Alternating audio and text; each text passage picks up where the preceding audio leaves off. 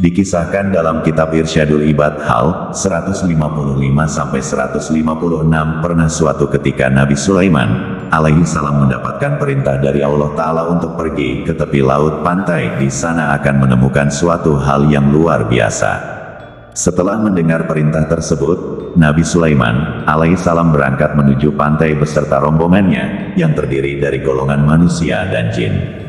Sesampainya di pantai, Nabi Sulaiman melihat ke kanan dan ke kiri mencari tahu apa yang terjadi di sekitarnya. Teringat perintah Allah bahwasanya ia akan menemukan suatu hal yang luar biasa. Beliau terus mencari tahu, menengokkan kepalanya ke kanan dan ke kiri. Namun apa yang beliau lakukan belum bisa menjawab rasa penasaran yang ada dalam pikirannya. Menyelamlah ke dalam laut, lalu katakan kepadaku apa yang kamu lihat di dalam sana, pinta Nabi Sulaiman kepada jin Ifrit. Lalu Ifrit pun menyelam ke dalam laut, mencari tahu apa yang terjadi di dalamnya. Beberapa waktu kemudian Ifrit muncul ke dasar laut dan menghadap kepada Nabi Sulaiman. Wahai Nabi Allah, sesungguhnya saya sudah menyelam ke dalam laut yang sangat dalam. Saya mencari tahu apa yang terjadi ke sana dan kemari. Namun saya tidak menemukan apapun di dalam sana, ucap Ifrit memberi informasi kepada Nabi Sulaiman. Menyelamlah ke dalam laut, lalu datanglah kepadaku serta beritahu apa yang sebenarnya terjadi, pinta Nabi Sulaiman kepada Ifrit yang lain untuk yang kedua kalinya. Menyelamlah Ifrit dan selang beberapa waktu Ifrit pun muncul dan menghadap kepada Nabi Sulaiman. Apa yang dikatakan Ifrit ini sama seperti perkataan Ifrit yang pertama tadi. Masih belum puas dengan apa yang dikatakan Ifrit, Nabi Sulaiman memerintahkan Asif Barhia untuk berdoa kepada Allah agar memberitahu apa yang terjadi di dalam laut. Asif Barhia adalah menteri Nabi Sulaiman yang disebut di dalam Al-Quran pada surat An-Naml ayat 40. Dia juga seorang waliullah yang doanya diijabah oleh Allah. Beritahu kepadaku apa yang terjadi di dalam laut sana, pinta Nabi Sulaiman kepada Asif Barhia. Asif pun berdoa kepada Allah untuk menunjukkan apa yang terjadi.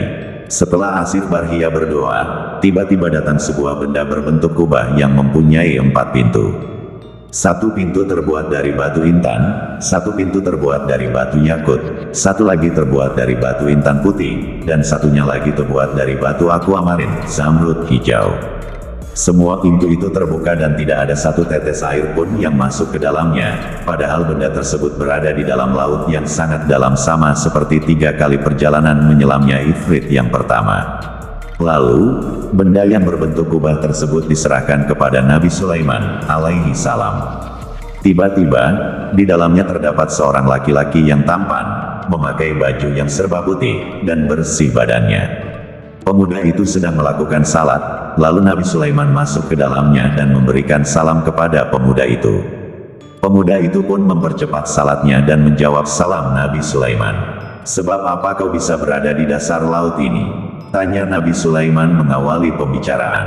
Wahai Nabi Allah, sesungguhnya bapak saya adalah seorang laki-laki yang lumpuh dan ibu saya adalah seorang wanita yang buta. Saya merawat keduanya selama 70 tahun. Saya merawat keduanya dengan penuh kasih sayang. Ketika ajal menjemput ibu saya, dan berdoa kepada Allah, Ya Allah, panjangkanlah umur anakku dalam keadaan selalu takwa kepadamu, dan ketika ayah saya wafat dia berdoa kepada Allah, Ya Allah, tempatkanlah anakku ini di tempat yang tidak ditemukan oleh setan, cerita pemuda itu kepada Nabi Sulaiman. Sejenak keduanya terdiam. Setelah saya memakamkan kedua orang tua saya berjalan-jalan ke tepi pantai untuk menghilangkan kesedihan saya. Lalu saya melihat kubah yang bercahaya.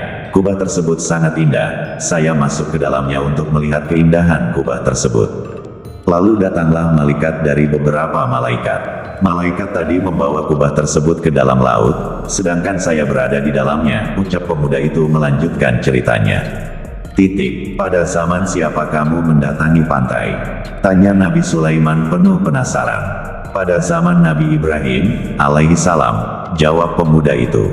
Sejenak Nabi Sulaiman terdiam, mengingat kembali sejarah. Begitu terkejutnya Nabi Sulaiman ketika mengetahui bahwa jarak zamannya dengan zaman Nabi Ibrahim itu adalah 2400 tahun. Begitu panjangnya umur pemuda dan yang anehnya lagi tidak dijumpai satu helai rambutnya yang beruban. Lalu, bagaimana kamu bisa mendapatkan makan dan minum?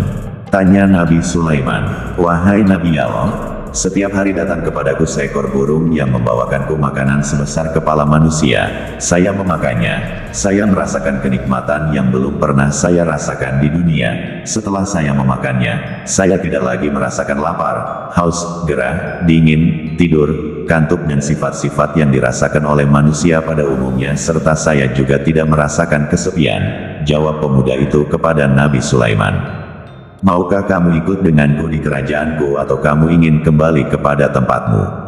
Nabi Sulaiman memberikan penawaran kepada pemuda itu.